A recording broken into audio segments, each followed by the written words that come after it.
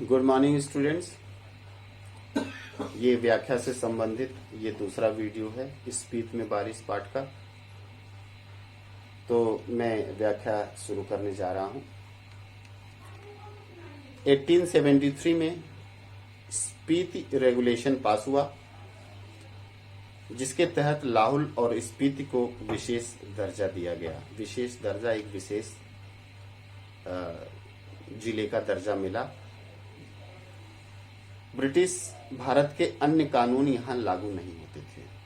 विशेष दर्जा क्या था कि ब्रिटिश भारत में अन्य जगहों पर जो कानून लागू होते थे वो कानून यहां पर नहीं लागू होते थे। ऐसे आप कह सकते हैं जैसे धारा 370 के खत्म होने के पूर्व जम्मू कश्मीर एक विशेष राज्य था कि भारत देश के जो सारे कानून थे वो वहां पर नहीं लागू होते थे। ठीक है, तो ऐसा ही विशेष दर्जा यहाँ पर भी लाहौल स्पीति को मिला हुआ था। ब्रिटिश भारत के अन्य कानून यहाँ लागू नहीं होते थे। रेगुलेशन के अधीन प्रशासन के अधिकार नौनों को दिए गए, जिसमें मालगुजारी इकट्ठा करना और छोटे छोटे फौजदारी के मुकदमों का फैसला करना भी शामिल था। इसके ऊपर के मामले वह कमिश्नर के पास भेज देता था। तो यह भी एक विशेष था कि नोनो यहाँ का स्थानीय प्रशासक एक तरह से हुआ करता था और इसी को लोग राजा भी मानते थे। और कहते हैं कि इसे मालगुजारी इकट्ठा करना और छोटे मोटे जो फौजदारी मुकदमे थे उनका फैसला देने का काम यही नोनो करता था। और जो बड़े मामले होते थे वो उस क्षेत्र के कमिश्नर के पास भेज दिए जाते थे, जो कि कई जिलों का प्रशासनिक अधिकारी हुआ करता था। उन दिनों लाहौल स्पीति का वृत्तांत कांगड़ा जिले के अंतर्गत कुल्लू तहसील में मिलता है। स्वराज के बाद 1960 में 1960 में लाहौल स्पीति पंजाब राज्य के अंतर्गत एक अलग जिला बना दिया गया। मतलब ये जब भारत स्वतंत्र हुआ तो उसके बाद 1960 में ये पंजाब राज्य का एक जिला बनाया गया, जिसका केंद्र केलंग में है। 1966 में 1966 में जब हिमाचल प्रदेश राज्य बना तो लाहौल स्पीति उसका उत्तरी छोर का जिला हो गया। जब 1966 में हिमाचल प्रदेश का अस्तित्व बन आया तो यह जो लाहौल स्पीति जिला है यह उसका सबसे उत्तरी जिले के रूप में उत्तरांचल हिमाचल प्रदेश में वो शामिल हो गया। और जो देश का सबसे अधिक दुर्गम क्षेत्र, दुर्गम का मतलब जहां पर जाना सबसे ज्यादा कठिन हो, उसे दुर्गम कहते हैं। दुर्गम अर्थात जहां गमन करना बहुत कठिन है वह दुर्गम होता है। अर्थात यहाँ भारत का सबसे दुर्गम क्षेत्र अर्थात भारत में सबसे ज्यादा खतरे, भौगोलिक दृष्टि से वहां जाना खतरे से खाली नहीं था, ऐसा स्थान है। अब इसके आते हैं कि स्पीति की और क्या भौगोलिक स्थिति है। स्पीति 31.42 और 32.59 अक्षांश उत्तर और 77.26 और 78.42 पूर्व देशांतर के बीच स्थित है। वो लॉन्गिट्यूड और लैटिट्यूड जो इसकी भौगोलिक स्थिति को दिखाते हैं कि ये पृथ्वी पर कितने लैटिट्यूड और कितने लॉन्गिट्यूड पर स्थित है, ये बात की गई है। यह चारों ओर से ऊंचे ऊंचे पहाड़ों का कैदी है। मतलब कैदी का मतलब यहाँ पे है कि इसके चारों तरफ ऊंचे ऊंचे पहाड़ हैं। यह ऊंचे ऊंचे पहाड़ों के बीच में स्थित है, अर्थात कैद कर लिया गया है उन ऊंचे ऊंचे पहाड़ों द्वारा इस क्षेत्र को। इन पहाड़ों की औसत ऊंचाई 18,000 फीट है। यह पहाड़ उसे पूरब में तिब्बत, पश्चिम में लाहौल, दक्षिण में किन्नौर और उत्तर में लद्दाख से अलग करते हैं। इसकी मुख्य घाटी इसी नाम की स्पीति नदी की घाटी है। स्पीति नाम की एक नदी भी है और जिसकी घाटी में यह स्थित है। स्पीति पश्चिम हिमालय में लगभग 16,000 फीट की ऊंचाई से निकलकर पूरब में तिब्बत में बहती है। जो स्पीति नदी है वो 16,000 फीट की ऊंचाई से निकलती है और तिब्बत में बहती है।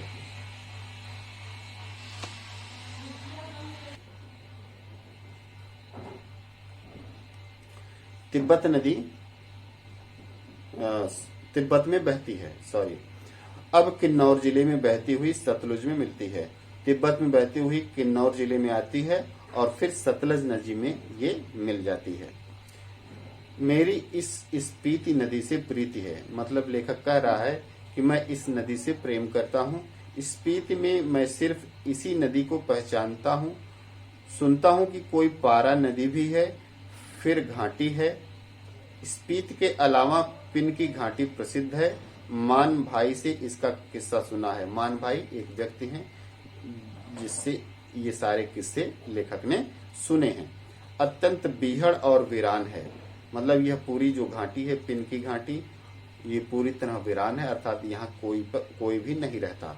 इनमें से शायद स्पीति की घाटी ही आबाद है। स्पीति की घाटी में ही लोग रहते हैं। पिन की घाटी में कोई नहीं रहता, वो पूरी तरह वीरान है, उजाड़ है। जैसी वह आबाद है वह आप देख ही रहे हैं। प्रति वर्ग मील 4 से भी कम लोग यहाँ बसते हैं। और जो स्पीति की घाटी में आबाद है जो घाटी, वहां की भी स्थिति ये लेखक कह रहा है कि वह भी न के बराबर है, क्योंकि एक वर्ग मील में 4 लोग केवल बसते हैं। अचरज यह, अचरज का मतलब आश्चर्य, अचरज यह कि इतने कम लोग क्यों हैं। अचरज यह कि इतने लोग भी कैसे बसे हुए हैं, क्वेश्चन कर रहा है लेखक। मैंने जब भी स्पीति की विपत्ति बताई है तो लोगों ने यही पूछा है कि आखिर तब लोग वहां रहते क्यों हैं। 8-9 महीने से इस दुनिया से कटे हुए,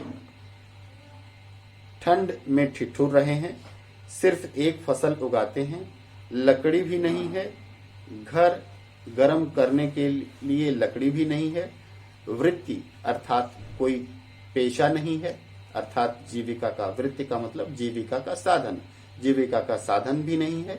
फिर क्यों रहते हैं? क्या अपने धर्म की रक्षा के लिए रहते हैं?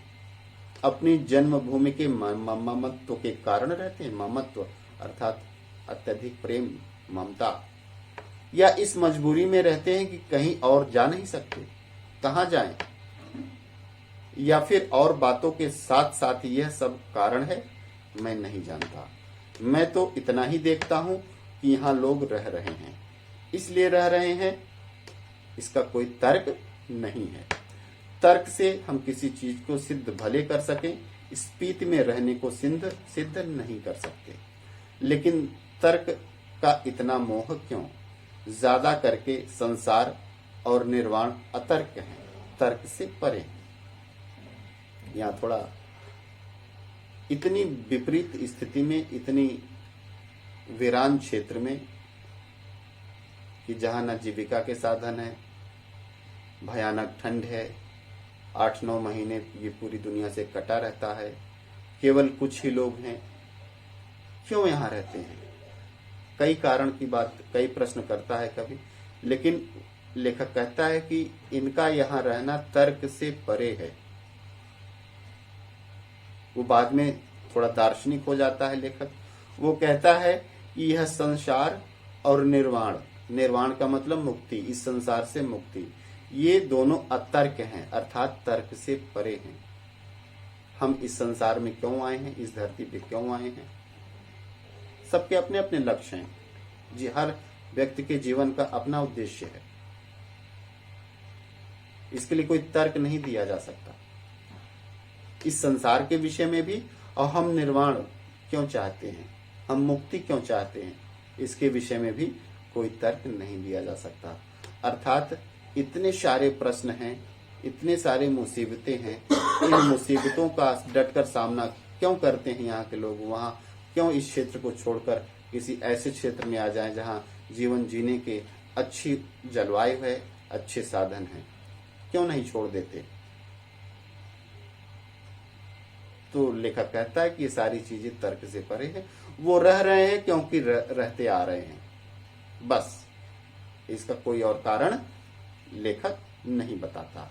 और लास्ट में कहता है कि संसार के विषय में बात करना, संसार में रहने के विषय में बात करना, और इस मुक्ति के विषय में, निर्वाण का मतलब है मुक्ति, संसार से मुक्ति, जीवन मरण के चक्र से मुक्ति के बारे में बात करना, दोनों ही तर्क से परे है, क्योंकि यह हर व्यक्ति विशेष का अपना उद्देश्य होता है और यह एक सामूहिक उद्देश्य के तहत इसे सिद्ध नहीं किया जा सकता। लेखक आगे कहता है, स्पीति नदी के साथ साथ मेरा थोड़ा परिचय स्पीति के पहाड़ों का भी है। स्पीति नदी की बात इसमें करता है कि उससे बड़ा उसको प्रेम है, क्योंकि इसी नदी के बारे में वह अच्छी तरह से जानता है, इस घाटी के बारे में जानता है, इस घाटी में रहने वाले लोगों के बारे में जानता है। आगे लेखक कहता है कि इस नदी के साथ साथ जो आसपास जो पहाड़ हैं उनसे भी उसका परिचय है। स्पीति के पहाड़ लाहुल से ज्यादा ऊंचे हैं, नंगे और भव्य हैं। इनके सिरों पर स्पीति के नर नारियों का आर्तनाद जमा हुआ है। आर्तनाद का मतलब है इनकी चीख, इनके जीवन की चीख, इनके जीवन की पीड़ा, इनके जीवन का दर्द, अर्थात जितनी मुसीबत से ये रहते हैं उन मुसीबतों का एक अनुगूंज, एक प्रतिध्वनि स्पीति के नर नारी अर्थात मनुष्यों का स्पीति के पहाड़ों पर बर्फ की ऊपर जमी हुई महसूस होती है लेखक को। उनके जीवन के समस्त दर्द उसे वहां पर बर्फ की चादर में लिपटे हुए जमे हुए महसूस होते हैं। शिव का अट्टहास नहीं, हिम का आर्तनाद है। कहते हैं कि हिमालय पर्वत पर भगवान शिव का निवास स्थान है और जब वो तांडव करते हैं तो भयानक अट्टहास अर्थात ठहाका लगाते हैं, हंसते हैं। तो वो लेखक कहता है कि यहाँ पर शिव का अट्टहास नहीं, शिव की हंसी यहाँ नहीं सुनाई पड़ती, बल्कि हिम का आर्तनाद है। हिम चारों तरफ जिधर देखो उधर बर्फ ही बर्फ है। उस बर्फ की पीड़ा ही यहाँ पे चारों तरफ दिखाई पड़ती है और ठिठुरन है, गलन है, व्यथा है। अर्थात जो भी चीजें हैं वो कहीं ना कहीं जीवन में बाधा पैदा करती हैं, जीवन के लिए नकारात्मक हैं। ये स्पीति के जो पर्वत हैं अपने आप में वह भी यहाँ के लोगों के लिए बहुत बड़ी मुसीबत, बहुत बड़ी बाधा बनकर, बहुत दर्द और पीड़ा बनकर यहाँ के जीवन में समाये हुए हैं। इस व्यथा की कथा उन पहाड़ों की ऊंचाई के आंकड़ों में नहीं कही जा सकती। जो यहाँ ऊंचे ऊंचे पहाड़ हैं उससे कहीं तुलना नहीं की जा सकती। ऊंचे ऊंचे पहाड़ का मतलब कि कितनी इनकी ऊंची भयानक दर्द की कथा है, यह उनके ऊंचे ऊंचे पहाड़ों से तुलना करना बेमानी है। फिर भी जो सुंदरता को इंच में मापने के अभ्यासी हैं वे भला पहाड़ को कैसे बख्श सकते हैं, छोड़ सकते हैं। बख्शना का मतलब छोड़ना। वे यह जान लें कि स्पीति मध्य हिमालय की घाटी है जिसे वे हिमालय जानते हैं। स्केटिंग, सौंदर्य प्रतियोगिता, आइसक्रीम और छोले भटूरे का कुल्लू मनाली, शिमला, मसूरी, नैनीताल, श्रीनगर, वह सब हिमालय नहीं है, हिमालय का तलुआ है। शिवालिक या पीर पंजाल या ऐसा ही कुछ उसका नाम है। यह तलहटी है। रोहतांग जोत के पार मध्य हिमालय है। इसमें ही लाहुल स्पीति की घाटियां हैं। इन घाटियों की औसत ऊंचाई नापी गई है। श्री कनिंघम के अनुसार लाहुल की समुद्र की सतह से ऊंचाई 10,535 10,535 फीट है। स्पीति की 12,986 फीट है, यानी लगभग 13,000 फीट तो औसत ऊंचाई है ही। यहाँ जो लेखक कहता है कि जो हमारे पहाड़ों में पर्यटन केंद्र हैं, स्केटिंग, सौंदर्य प्रतियोगिता, आइसक्रीम, बर्फबारी देखने जाने के जो जहाँ पर्यटक जाते हैं, वो सब हिमालय पर्वत के तलवे में स्थित हैं, अर्थात हिमालय पर्वत के सबसे निचले भाग में हैं। जबकि यह जो स्पीति है वह हिमालय का मध्य भाग है, अर्थात उससे बहुत ऊंचाई पर है। तो ये उनकी औसत ऊंचाई के माध्यम से वो यहाँ बताना चाहता है कि ये जो कुल्लू, मनाली, नैनीताल ये सब हैं जो पर्यटन क्षेत्र हैं, इनसे बहुत ऊंचाई पर स्पीति स्थित है। मध्य हिमालय की जो श्रेणियां स्पीति को घेरे हुए हैं, उनमें से जो उत्तर में है उसे 12 लाचा श्रेणियों का विस्तार समझें। 12 लाचा दर्रे की ऊंचाई का अनुमान 16,221 फीट से लगाकर 16,500 फीट लगाया गया है।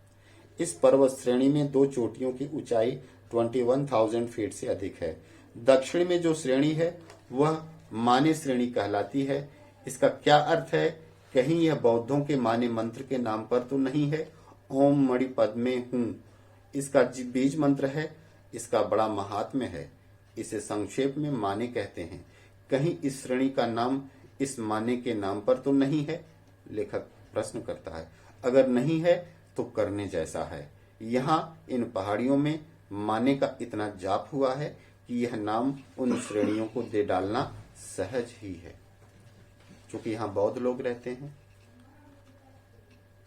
और इन बौद्धों ने इन पहाड़ों में, इन पहाड़ की चोटियों पर इतना मंत्र जाप किया है कि एक पहाड़ की चोटी को लेखक कह रहा है कि इसे माने श्रेणी ही दे डालना उचित है। हालांकि उसका माने श्रेणी नाम है, तो उसी की तार्किकता को सिद्ध कर रहा है कि यहाँ पर बौद्धों का जो माने मंत्र है, ओम मणि पद्मे हूं, ये बौद्धों का माने मंत्र है। इस मंत्र का इतना यहाँ पे जाप हुआ है कि इस श्रेणी को माने श्रेणी का नाम दे डालना ही सबसे ज्यादा उचित है।